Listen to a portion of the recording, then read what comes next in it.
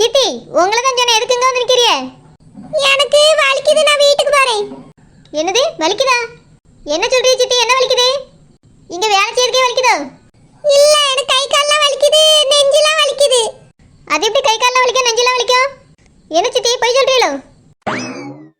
பேர்ல போவ எப்படி கரெக்டா கண்டுபிடிச்சிட்டா? இவகிட்ட கொஞ்சம் ஜாக்கிரதையா தான் நடந்துக்கிடணும். சரோஜம்மா, சித்திக்கு நெஞ்சு வலிக்குதுமா. என்னது நெஞ்சு வலிக்குன்னு தலைய பிடிச்சிருக்கிய? ஆமால, நெஞ்சு வலினா நெஞ்சில தானே கை வைக்கணும், தலையில கை வச்சிட்டோமா? போய் சொன்னா இப்படிதான் மாறி மாறி போய் கை நிக்கும் போல. என்ன சித்தி ரொம்ப யோசமா இருக்கு? சரோஜா, சித்திக்கு நெஞ்சு வலிக்குதுமா, நான் வீட்டுக்கு போறேன். என்னாச்சு சித்தி திடீர்னு நெஞ்சு வலின்னு சொல்றியே? அன்னைக்கு என்னடா காய்ச்சல்ன்றியா குளிருன்றியா? உங்களுக்கு வரதுல உண்மையா பொய்யா? உண்மைதான் சரோஜம்மா, நிஜமாலே நெஞ்சு வலிக்குது. பாடா பட்டுட்டு கிடக்கேம்மா. அது என் புருஷன் கூட இல்லல, அதை நினைச்சு நினைச்சு எனக்கு நெஞ்சு வலி வந்துட்டுமா. எனக்கு இப்ப உடனே பிள்ளைய பார்க்கணும் போல இருக்கு. சித்தி உங்களுக்கு சித்தப்பா நினைச்சு நெஞ்சு வலி வந்துச்சா இல்ல அனுஷ்காவை நினைச்சு நெஞ்சு வலி வந்துச்சா சித்தி? எதுக்கு இப்ப ரெண்டு பேரும் சொல்லி சொல்லி குழப்பிட்டு இருக்கியே? அது வந்து சரோஜா, எனக்கு இருக்கிறது அவிய ரெண்டு பேரு தானம்மா. அதான் எனக்கு ரெண்டு பேரையும் பார்க்கணும் போல ஆசையா இருக்கு. அதான் நெஞ்சு வலி திடீர்னு வந்துட்டு. நான் வீட்டுக்கு போறேம்மா, உங்க சித்தப்பாக்கு போன் போட்டு நீ வந்து கடைசியா பாத்துக்க சொல்லு. என்ன சித்தி கடைசியா பார்க்கணுமா? ஏன் வெளிநாட்டுக்கு போறீங்களோ? இல்லம்மா, நெஞ்சு வலியில எனக்கே பேருவனோட பயமா இருக்குமா. அப்படின்னா உங்களுக்கு வந்திருக்க நெஞ்சு வலியா நெய் வலியா? என்னதான் சித்தி சொல்ல வரியா, எனக்கு புரியலையே. நெஞ்சு வலிக்குதுன்னு எவ்வளவு பெர்ஃபார்மன்ஸ் பண்ணிட்டு இருக்கேன். வேலை பாபா இவ என்னத்தை தான் கண்ணில் வச்சு பார்த்துட்டு இருக்காளோ தெரியல. சரோஜா, எனக்கு ரொம்ப நெஞ்சு வலிக்குதுமா, நான் வீட்டுக்கு போறேன். எல்லாருக்கும் போன் மட்டும் கொஞ்சம் சொல்லிருமா. எனக்கு சொல்ற அளவுக்கு கூட பேலன்ஸ் இல்ல. என்னது பேலன்ஸ் இல்லையா? அப்ப ஏன் பண்ண தட்டுமா? எனக்கு பேசுற அளவுக்கு தெம்பு இல்ல, அததான் பேலன்ஸ் இல்லன்னு சொன்னேன். நெஞ்சு வலிக்குது, வீட்டுக்கு போற, எல்லாருக்கும் போன் போட்டு சொல்லு. பெரிய முதலாளி ஆயிட்ட கேள்வியா கேட்டு கொண்டு எடுப்பா. சித்திக்கு என்னதான் பிரச்சனை? இவளுக்கு உண்மையாவே நெஞ்சு வலிக்குதா இல்ல பொய் சொல்லி அவளா? நெஞ்சு வலிக்க இப்படியே உளுந்தச்சு ஓடுவாவே? எல்லாம் பொய் தான் சொல்லிட்டு போகுது. நான் பாத்துக்கிறேன், வீட்டுக்கு போன மாதிரி தெரிஞ்சிட போதில்ல. இப்போ சித்தப்பாக்கு மட்டும் ஒரு போனை போட்டு சொல்லிடணும். மம்மி, அனுஷ்கா மம்மிக்கு உடம்பு சரியில்லையா, நாங்க போய் பார்த்துட்டு வரோம். என்ன செய்து 2 நாளைக்கு முன்னால தானே வந்துட்டு போனாவே கிழங்கு மாதிரி. பாத்தியாவி என்ன சொல்லி அவனு இப்படிதான் பேசுவாவன்னு எனக்கு அப்பவே தெரியும். எங்க அம்மையை பார்த்து இப்படி எல்லாம் பேசுறதுனால தான் எங்க அம்மைக்கு இப்ப நோய் வந்துட்டு.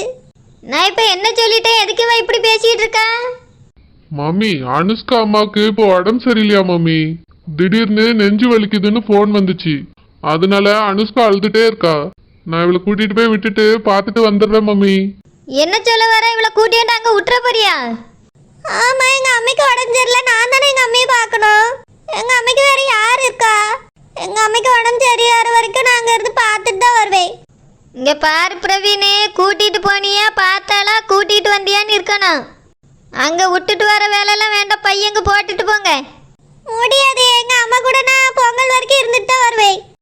அது என்ன பொங்கல் வரைக்கும்? நீ உங்க அம்மையை பார்க்க போறியா இல்ல பொங்கல் கொண்டாட போறியா? நானே எங்க அம்மைக்கு உடம்பு சரியில்லைன்னு பதட்டத்துல இருக்கேன். போன் வந்து நேரத்துல இருந்து கையும் ஓடல காலும் ஓடல.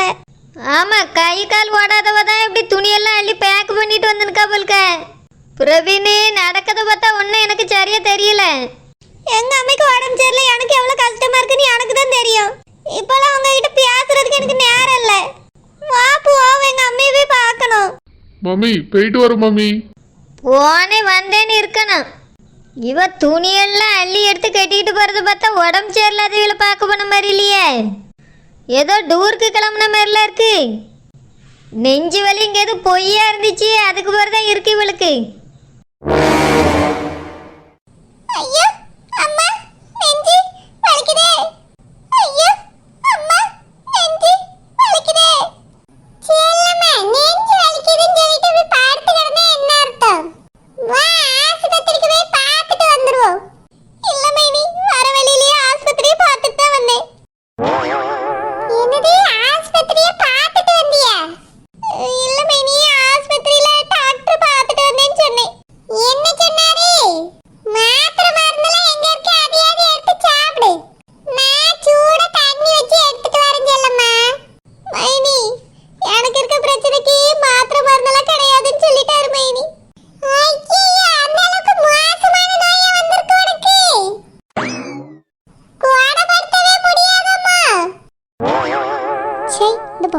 கேள்வியை பாரு. ஆசை மனசுக்குள்ள அவ்வளோ ஆசை இருக்கு. அதனால தான் இந்த மாதிரிலாம் கேள்வி வருது. சொல்லு செல்லம்மா, குணப்படுத்தவே முடியாதங்க. ஒரு மாத்திரை கூட தராம விட்டாரு. அப்படி என்ன நோய் செல்லம்மா? மைனி, எனக்கு உடம்புலலாம் எந்த நோயும் இல்லையா மைனி. என் மனசுல தான் நோய் இருக்கா. மனசுலயா? என்ன சொல்லிய செல்லம்மா? மனசுல என்ன நோய் வரப்போகுது?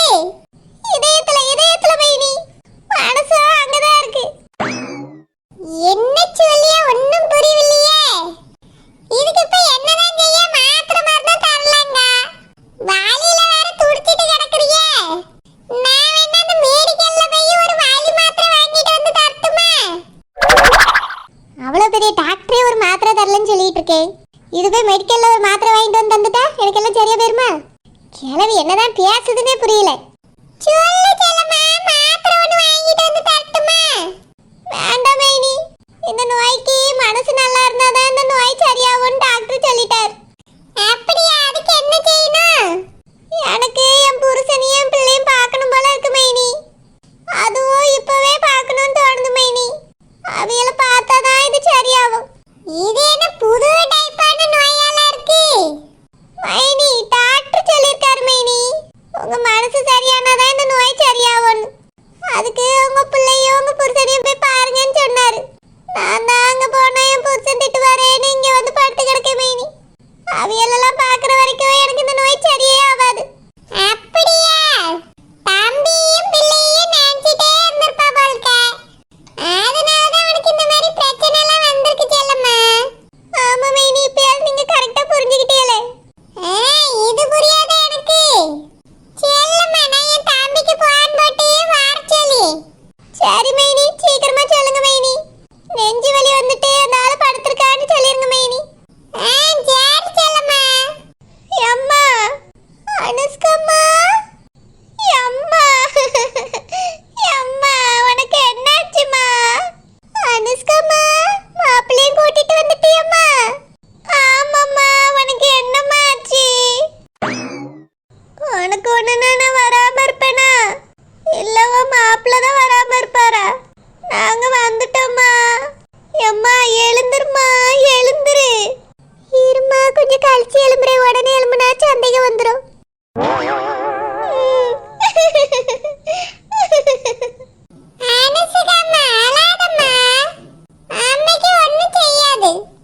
தெரியுமா அத்தைக்கு எப்பத்துல இருந்து நெஞ்சு வலி?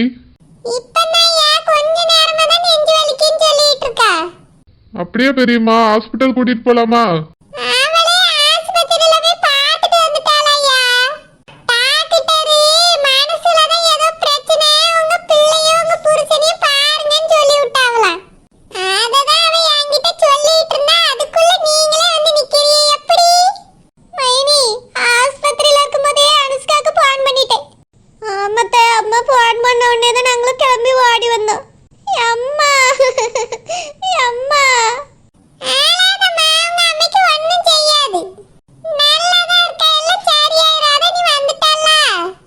செல்லம்மா, செல்லம்மா, ஏக்கா செல்லம்மாக்கு என்னக்காச்சு?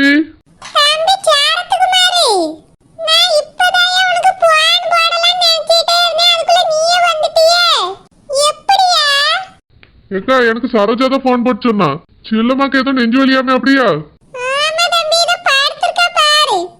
செல்லம்மா, என்னாச்சு? என்னன்னு தெரியலங்க, திடீர்னு நெஞ்சு வலி வந்துட்டு.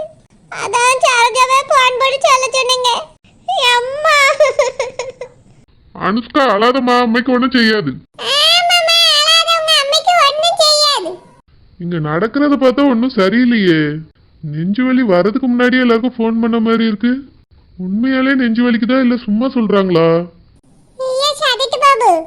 அந்த ஊர்ல விளையாட்டு போட்டியில நம்மளுமே கலந்துக்கிடுவோமா?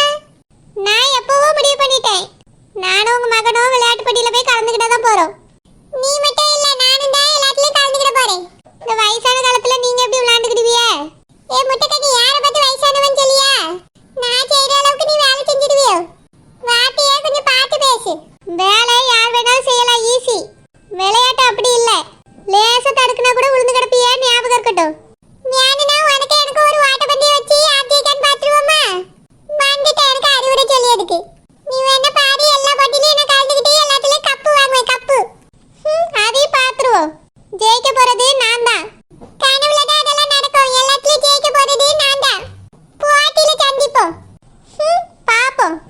இதுக்கு மேலே இந்த வீட்டுக்குள்ளே உட்காந்துருந்தோம் விளையாட்டு போட்டிக்கு பேர் கொடுக்க முடியாது.